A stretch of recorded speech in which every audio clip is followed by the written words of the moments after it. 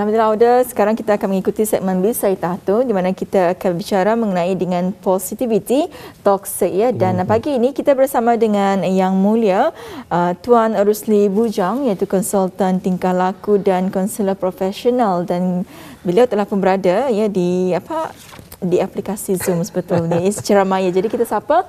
Assalamualaikum Tuan. Waalaikumsalam warahmatullahi wabarakatuh. Ya, Alhamdulillah. Apa khabar? Alhamdulillah. Tuan apa khabar?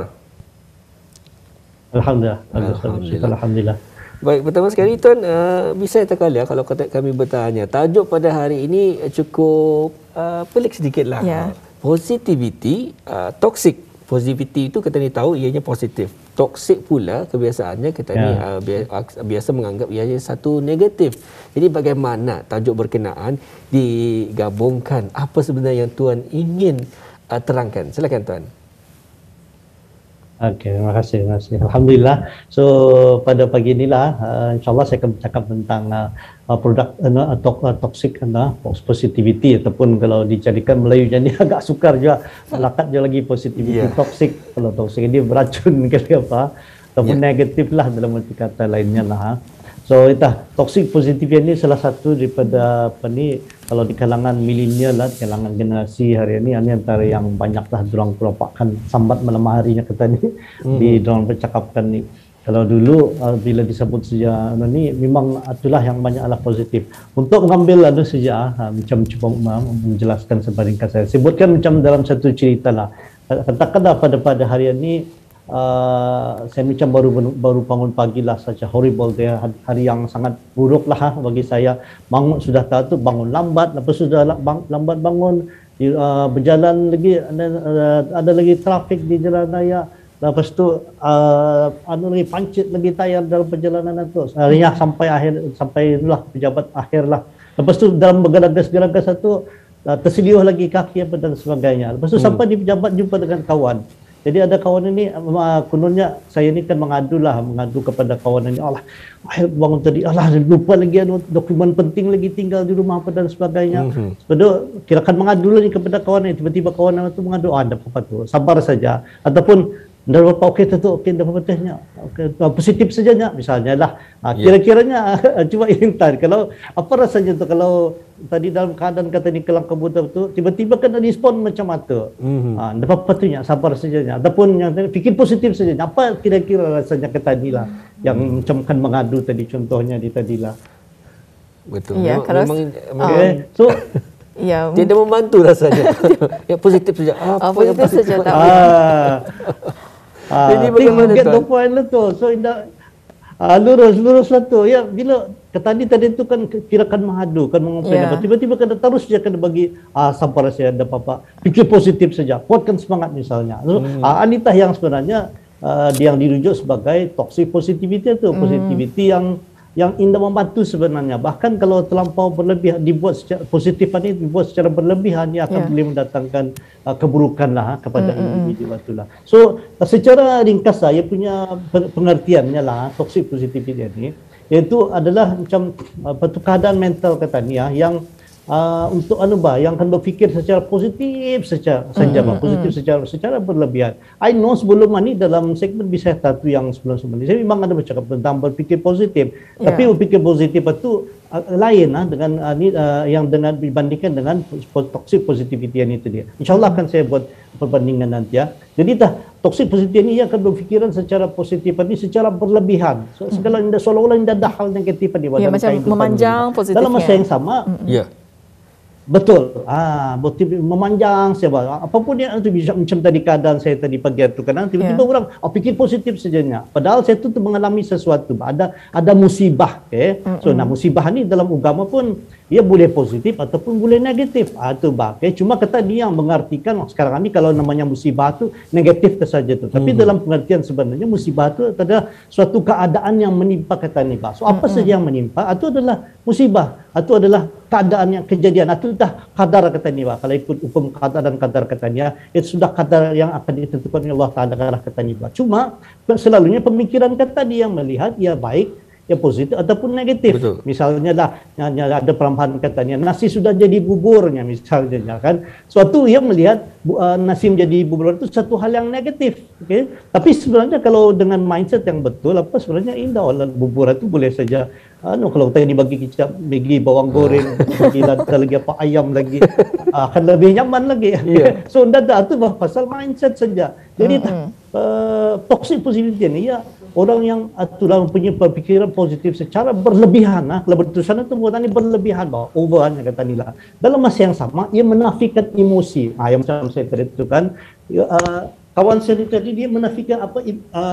Kawan saya tadi itu yang menafikan, orang yang waktu mendengar saya tadi itu menafikan apa emosi yang ingin saya bawakan itu sebenarnya. Okay? So dalam masa yang sama, dia mendengar emosi saya itu, padahal ada hal yang ingin saya ceritakan tadi. Okay? Jadi seolah-olah kononnya hidupan ini kita ini perlu sentiasa ceria dan gembira, which is wrong. Kehidupan tadi akan ada dua-dua, ada baik dan buruk. Itu tu kata dan kadar tadi tu Allah Taala pun begitu dalam Quran dalam surah Al-Mulk patutnya bahawa dalam manusia ini ada potensi baik dan buruk. Fa'alhamaha fujuraha wa taqwa. Fujuratun potensi buruknya, takwa itu adalah potensi positif katanya. So artinya Allah Taala memperakui kedua-duanya itu sebagai satu yang patutnya kita ni alami. Sama je emosi.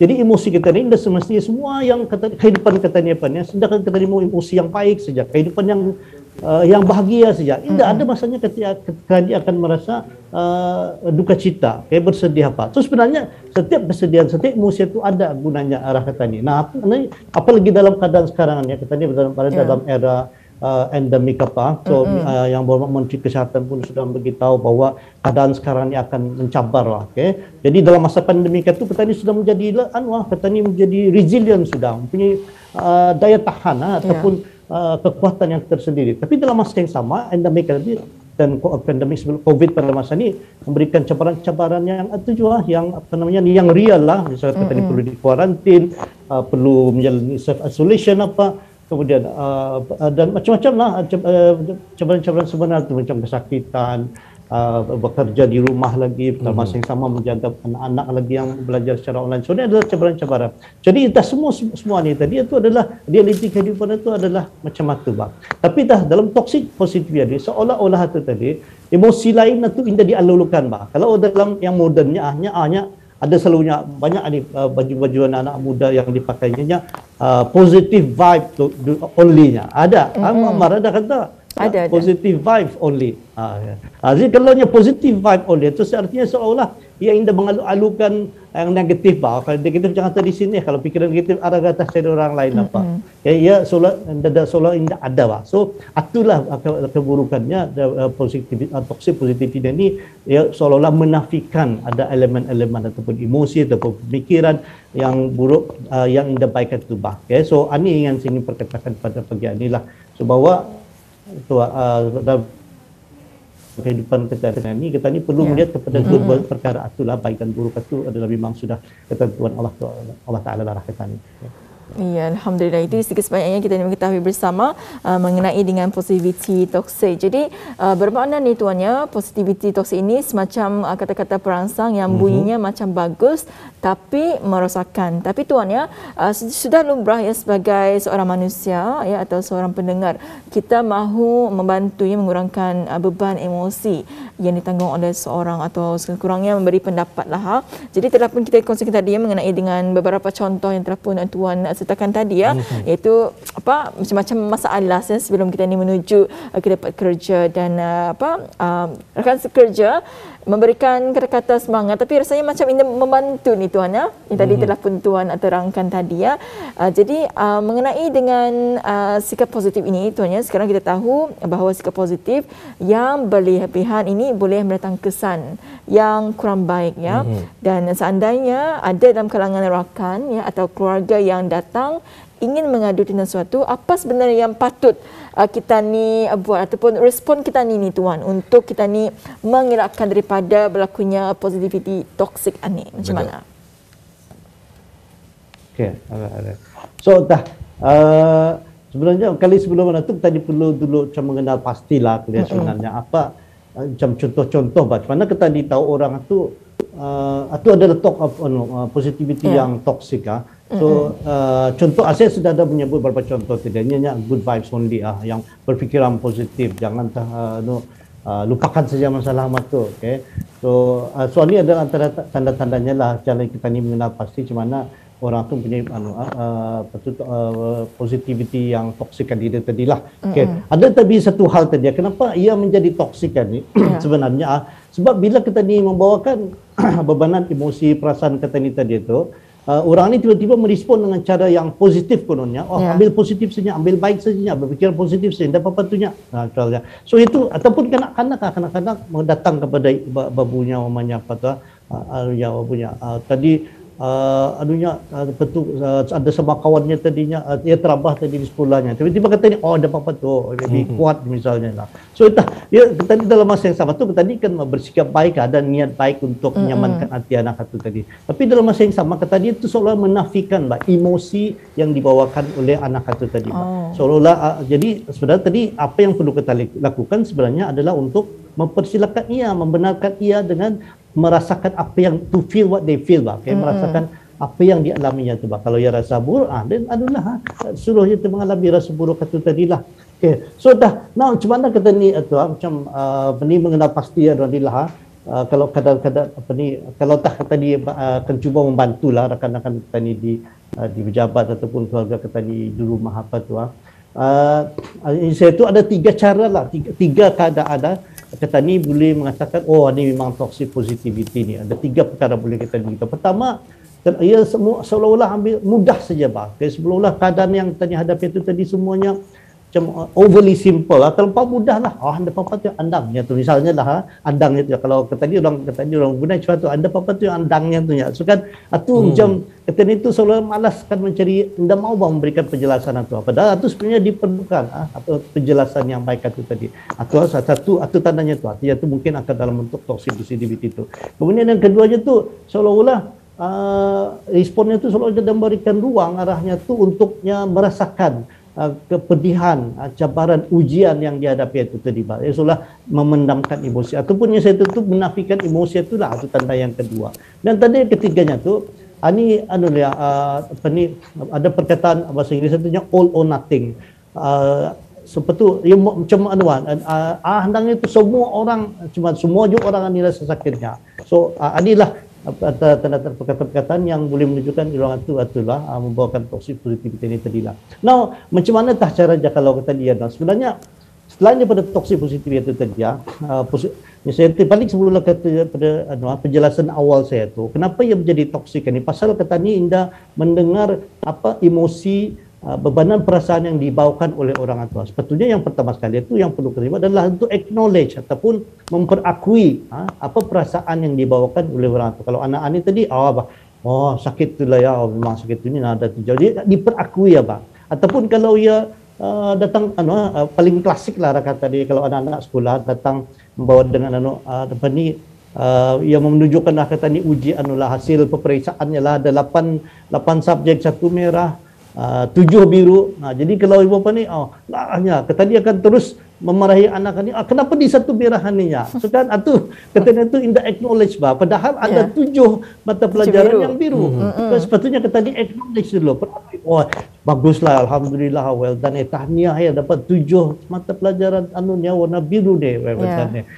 Ni yang satu ni warna merah ni macam mana alai membaiki lagi di masa akan datang. So itu artinya kata dia acknowledge usahanya yang tujuan tu. So itu yang antara patut yang kita buat. Kemudian yang keduanya tu connection, okay? Perlu kata ni adakan kata ni jalinkan hubungan bila orang tu datang dengan segala kesusahannya apapun penderitaannya tu, jangan kata ni cuba memandai-mandai akan memberikan jawapan itu okay? Ini antara kesilapan yang paling banyak lah bila orang datang mengadu dengan permasalahannya tu, dan kata ni seolah-olah terus takkan bagi jawapan itu dalam banyak hal. Bila orang tu datang dengan masalahnya sebenarnya bukan kami minta jawapan. Apa yang paling penting kita begitu sebenarnya adalah our listening ears itu kata ni mendengar saja rintihannya, keluhannya tu. Dengan mendengar itu saja insya-Allah boleh mengurangkan bebanan. Barangkali ini juga sebabnya Allah Ta'ala menjadikan kata di 2 telinga 1 mulut supaya kata dia lebih banyak mendengar daripada bercakap. Tapi malangnya dalam realitinya kata dia lebih banyak bercakap daripada mendengar. So dalam keadaan tadi itu kata ni itulah connect Kemudian yang ketiganya tu kata ni akui apa yang dialami tu, oh memang payah tu. Aku dah tahunya kalau dalam keadaan aku tu apa kan aku cakapkan lagi nah. Terus dah tu lawan kepada kalau orang yang tahu tadi, yang si tahu-tahuan ni ia akan memberikan pelbagai jawapan. Okey, so ingatilah tu bahawa dalam keadaan macam tu apa yang sebenarnya diperlukan oleh ni adalah kata ni menjadi pendengar yang setia kepada bisnes itu dan memperakui, acknowledge, akui apapun perasaan, pemikiran yang diorang bawakan itu. Tapi secara ringkas satu tadi kata ni membantu ia merasakan apa yang dirasakannya tu. Bukannya kata ni hilangkan, menyamankan hatinya tu terhadap apa yang dialaminya tu. Betul. Alhamdulillah juga antara pengurusan bersama itu Tuan juga turut menjelaskan macam mana untuk kata ni menangani mereka yang mungkin ada masalah berkenaan, dan rata-rata jo tuan kata ni memang jo ada ni pernah jo merasai bila memberikan, mungkin ingin mencurhatkan kepada seseorang, tetapi seseorang itu akan memberi balasan, aku pernah merasai ni ada perasaanmu ni akan keadaanmu ni sanang saja tu, singan sana saja, sekat di sana saja perbincangan tersebut. Dan ini bukan sahaja menutup perbincangan ataupun curhat berkenaan, akan tetapi memberikan kata-kata negatif. Sebenarnya negatif betul kata-kata tersebut tu. Inda memberikan kata-kata semangat kepada mereka yang ingin mencurhatkan berkenaan. Baik tuan, mungkin juga dapat dikongsikan bagaimana pula kalau tadi orang yang akan memberikan kata-kata positif berkenaan supaya Inda menjadi positivity toxic, bagaimana pula mereka yang memberikan curhat ini, adakah boleh ataupun bagaimanakah tata cara yang terbaik agar mereka dapat menerima nasihat-nasihat tersebut? Okey, thank you very much. Sangat pertanyaan tu. Memang itu macam tu. Kadang-kadang kita ni tanpa kita disedari, kita ni selalunya berniat baik. Selalunya orang yang memberikan kata-kata positif, kata-kata semangat yang tadi sebenarnya niatnya baik untuk membantu rakan petani yang sedang dilanda musibah yang dah baik apa itulah. So niatnya, tujuannya baik, tapi cara penyampaian itu saja sebenarnya yang kurang tepat. So sebenarnya kalau dalam bahasa bidang counseling ataupun psikologi, jadi ada satu istilah yang sangat penting, bahkan ini antara menjadi satu skill yang sangat penting dalam zaman sekarang inilah, dipanggilnya empathy, empathic understanding, pemahaman empathy. Pemahaman empathy ini maksudnya bahasa Inggeris satunya we putting ourselves into other people's shoes, ataupun kita ni mendengar daripada memahami percakapan orang itu daripada perspektif orang itu, ataupun melihat permasalahan itu daripada kacamatanya tu. Tapi bukan melihat masalah itu daripada kacamata kata ni. Itu yang selalunya menjadi masalah tu. Bahkan yang jadi masalah ni itu tu. The way you see the problem is always the problem. Suatu yang jadi masalah ni sebenarnya bukan masalah tu, tapi cara kata dia melihat masalah tu yang selalunya jadi masalah. Cara kata dia melihat masalah tadi, perspektif tadi. Kemudian yang kata yang kedua saya itu pasal empati ni tadi. Pemahaman empati itu yang belum kata ni pahami dengan baiklah pemahaman empati itu.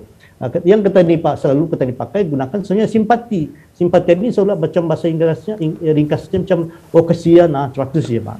Sedangkan kalau empati ini kata ni seolah-olah dapat merasakan apa yang dirasakan oleh orang tu. Empati ini sekurang-kurangnya ada tiga yang menunjukkan ni mempunyai empati yang tinggi itulah. Kenapa tu kita ni dapat menerima orang tu tanpa syarat. Itu ada satu syarat lagi siapapun orang datang madu kata ni tu, orang yang kata ni suka ataupun indah, musuh kata ni siapapun orangnya, apakah pangkatnya dan sebagainya, umurnya, kata ni menerima orang itu seadanya, itu positif juga. Kata ni terima saja. Kemudian kata ni yang membantu ni tadi, they have to be genuine. Artinya pertolongan yang kata diberikan itu genuine ataupun kongruent. Maksudnya kongruan ni kita ni dah berpura-pura Kata dia ni adalah di sana menjadi orang yang sebenarnya orang yang baik, tapi dengan indah baik tapi ini kita dipura-pura menjadi baik. Satu indah genuine ataupun indah kongruan. So bila katanya ada empathic understanding ini tadi, insyaallah itu yang kena adalah. So empati ni ringkasnya tadi kalau kata macamnya tadinya Muhammad dah contohkan tadi sekan itu ia memberikan nasihat yang seolah-olah macam baik, tapi itu daripada perspektif Muhammad sendiri daripada diri dia Jadi orang yang punya pemahaman empati ni ia akan memahami keadaan itu sesuai dengan pemahaman orang itu Kalau kata ni berkali sihat tadi macam anak sekolah tadi itu kakinya sakitnya. So tadi kan abah anda bapa tu lah, anda kuat itu daripada kecematannya. So kalau daripada keadaan ini tadi, kita dia akan tanya, ya Allah sakitlah, di mana sakitnya? Kita ditanya lagi, kata ni layan lagi rasa sakitnya apa tu? Itu adalah antara cara anunya lah untuk kita ni memahami. So artinya dalam bahasa mudahnya, kalau tu orang tua baiknya instead of bercakap ambil baik sajalah, berfikir positif sajanya, you will get over it-nya. Okay, tu kalau alhamdulillah. So daripada bercakap macam tu, ambil baik saja, fikir positif saja. Kata ni boleh, mungkin katanya akan merespon macam ni. Artinya aku faham atau apa yang kita ada tu mungkin nak cukar kalilahnya. Tapi kita sudah sebelum ininya, sebelum mampu mengatasi perkara ini, aku percaya kita akan mampu perkara ini masa ni lagi lah macam tu. Itu contoh pertama. Ataupun yang lain lagi nya, banyak ambilan saja. Fikir positif saja. Okay, sama aja awal pertanyaan itu aku faham apa yang kita rasakan tadi. Kita masalah confidential, aku dah percakapkan lagi kita. So tu percakapan macam itu adalah percakapan yang katanya itu menunjukkan empati, arahnya lah atau inilah. Okay. Ya, alhamdulillah. Itu sikit banyak kita ni mengetahui macam mana untuk kita ni merespon kepada mereka yang memberi merespon kepada apa yang kita ni curhatkan. Apapun tuannya, memang cukup menarik topik yang dibawakan untuk kali ini, dan inilah Muammar salah satu kebaikannya apabila kita berbual bicara dengan seorang yang pakar dalam bidangnya. Dan perkara ini mungkin perkara yang selama ini kita rasakan macam indah papa, tapi sebenarnya memberi jangka masa kesan yang sebaliknya Betul. Jadi tuannya, sebelum kita mengakhiri segmen kita pada pagi ini, jadi mungkin boleh tuan rumuskan secara ringkas kerana kita ada masa dalam 4 minit sahaja bersama dengan tuan. Silakan. Okey, terima kasih. So apa yang ingin saya sampaikan tadi ni, kalau sebelum ni macam orang bercakap positive vibe only-nya. Tapi sekarang ni bukan, realitinya bukan macam tu. Kehidupan kita ni ada positif, ada negatif. Takdir kadar yang diberikan Allah Taala tu ada baik dan buruk, ada potensi fujur, ada buruk, ada potensi positif ataupun takwa tu tadi. Okey, so artinya kadar kita itu tinggal lagi macam mana kita ni melihat, sesuaikan persepsi kita ni tu tadi. So itu yang itulah. Jadi kalau orang tu datang dengan permasalahannya tu, kata ni boleh ada cerita drama Koreannya it's okay to be not okay-nya. Tu so tidak apa-apa kehidupan dia ada maksudnya kita ni okay saja, tapi kalau pun kita ni tidak okay pun tidak apa-apa juga. Feel it, alami keadaan tu. So it's okay. Artinya apapun perasaan yang kita ni ada, sedih, takut, marah, gembira itu adalah okey. Tindakan semua sepanjang masa kita ni perlukan gembira atas saja. So artinya bahkan atutah yang membuatkan kita ni menjadi manusia. Manusia ni kita ni punya pelbagai potensi tu, pemikiran, perasaan, tingkah laku kita ni. So being human itu adalah untuk merasakan itu. Dalam agama kita ni, kalau kamu ditimpa dengan musibah yang tidak baik, kan musibah tu neutral tadi. Kalau dengan ditimpa musibah yang tidak baik, agama kata ini belajar supaya kita bersyukur. Kalau tadi syukur itu insya-Allah akan ditambahnya. Sebetulnya terima dengan syukur. Kalau musibah yang tidak baik, kalau kita terima musibah yang tidak baik yang negatif tadi, kita terima dengan sabar. Suatu artinya agama pun mengajarlah juga bahawa kehidupan tadi memang ada baik dan buruk. So tinggal lagi kita kalau yang baik terima, syukuri. Kalau yang buruk terima dengan sabar. So itulah macam itu. So artinya dari perkataan ini bahawa apa yang penting sebenarnya adalah untuk kita ni mengalami apapun musibah yang menimpa kita ni itu semua baik sama ada yang baik atau buruk tu kita ni perlu menerima. Itu artinya kita ni being human itu untuk melalui semua kehidupan itu dengan cara yang positif. Bukan hanya positif tetapi yang negatif kita ni ambil. InsyaAllah dengan menerima akibat baik dan buruk ini, insyaAllah akan menjadikan kehidupan kita ini itu akan menjadi lebih baiklah sebagai individu. InsyaAllah. Baik, alhamdulillah. Terima kasih Tuan dengan pengawasan kita pada hari ini menyentuh tentang segmen wisata tu positivity toxic. Terima kasih sekali lagi kita ucapkan kepada Tuan Rusli Bujang, konsultan tingkah laku dan konselor profesional kita pada hari ini Intan. Ya, baik. Terima kasih Tuan. InsyaAllah kita akan bersua lagi. Assalamualaikum. Waalaikumsalam warahmatullahi wabarakatuh.